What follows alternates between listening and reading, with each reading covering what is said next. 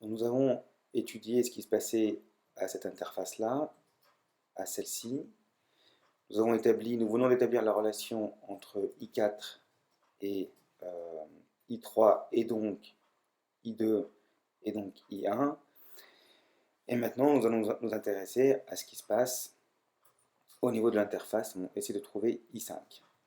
Donc, l'objectif ici, c'est de, encore une fois, relier I5 à I4 et donc à I1. Donc, traçons les axes.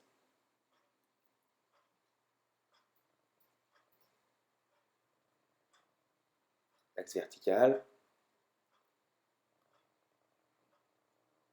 l'axe horizontal.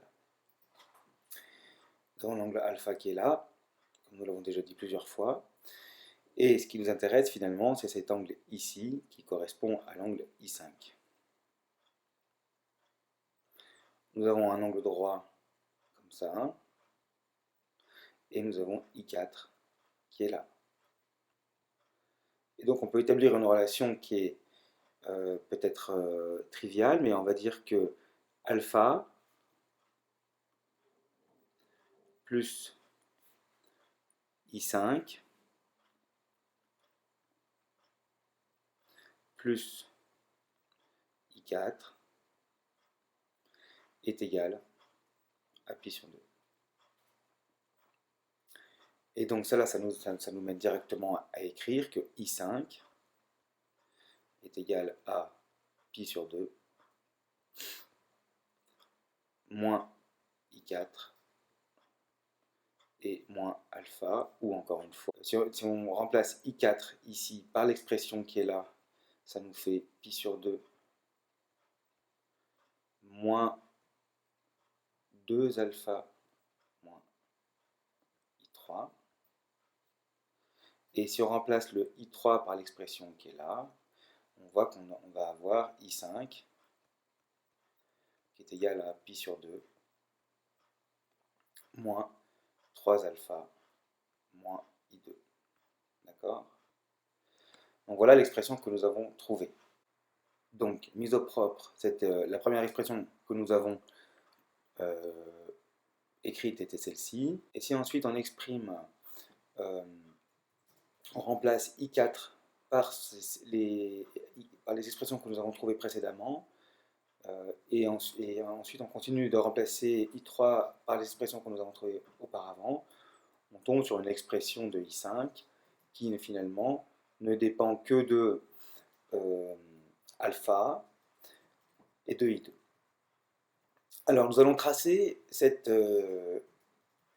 une courbe qui va représenter I5 en fonction de I1, hein, c'est-à-dire qu'on va relier I5 à I1, c'est ce qu'on voulait faire au début. Et bien sûr, on a toujours notre alpha que nous avons choisi ici pour tracer les courbes qui est égal à pi sur 6. Et on voit, sans faire finalement sans faire de calcul très compliqué, qu'on voit que si on a alpha qui est égal à pi sur 6, alors pi sur 2 moins 3 alpha est égal à 0. Ça c'est très intéressant parce qu'on va du coup tout de suite avoir I5 qui est égal à moins I2. Alors traçons ces courbes.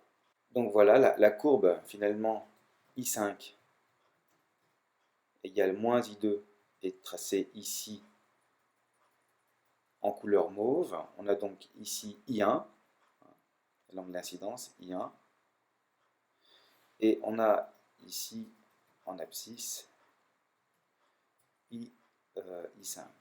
Et on voit bien que I5, avec cette courbe mauve, est égale et opposée à la courbe bleue. Cette courbe mauve-là est égale et opposée à la courbe bleue. Alors quand elle vaut 0, elle vaut 0. Quand la courbe bleue vaut moins 20, enfin vaut, disons, on va dire moins 20 ici, alors la courbe mauve va valoir plus 20. Et vice-versa. C'est-à-dire quand la courbe bleue vaut plus 20, par exemple, la courbe mauve va valoir moins 20 pour la même valeur ici de I1. Voilà, nous avons donc I5 qui est égal à moins I2. Si I5 est égal à moins I2 comme ce que nous venons de montrer. Comment relier I5 à I6 et donc I6 à I1. Alors là, c'est vraiment relativement simple, hein. Nous avons cette relation-là et nous utilisons les propriétés finalement de nouveau, nous utilisons les lois de Snell-Descartes.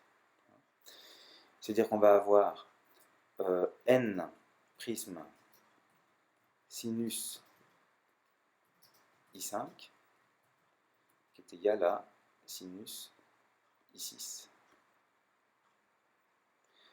Sinus I5, c'est I5 c'est moins sinus I2, donc on a moins n sinus I2, puisque la fonction sinus est une fonction impaire, égale à sinus I6. Alors, que vaut sinus I2? Sinus I2, l'arc c'est égal au sinus de l'arc sinus, donc ça vaut moins n sinus de l'arc sinus de 1 sur n sinus I1. Et ça va être égal à sinus I6. J'ai oublié un I6. Donc les parenthèses sont ici, et nous avons aussi des parenthèses là, comme ça. Donc le sinus dont l'arc sinus vaut 1 sur n sinus I1, c'est simplement moins n fois 1 sur n sinus I1. C'est égal à sinus I6. Et donc on a que moins sinus I1 est égal à sinus I6. Et donc, de manière relativement triviale, on a I1 et qui est égal à moins I6, ou plutôt, si on met dans l'autre sens, parce que c'est ce qui nous intéresse, c'est I6 qui est égal à moins I1. Nous avons donc relié, en utilisant les lois ici de Snell-Descartes et de la réflexion sur un miroir, ou de la réflexion totale sur cette interface ici, l'angle de sortie à l'angle d'entrée d'un rayon incident sur le prisme. Et nous voyons que ces deux angles sont égaux et opposés. Alors, si on trace cette relation, alors ça c'est vrai uniquement, bien sûr, pour un angle très particulier qui dit que alpha est égal à pi sur 6. Hein, autrement dit, pi sur 6 radians, soit 30 degrés. Et ça, on a pu le démontrer auparavant. C'est-à-dire qu'on a montré que si un angle n'est pas égal à 30 degrés, alors on n'aura pas cette relation très simple, on aura une relation qui sera beaucoup plus compliquée avec des arcs sinus. Et alors là, il faut nécessairement utiliser l'ordinateur pour faire ce calcul-là. Et donc au propre, on a cette relation-là, hein, ici ce qui est égal à moins I1.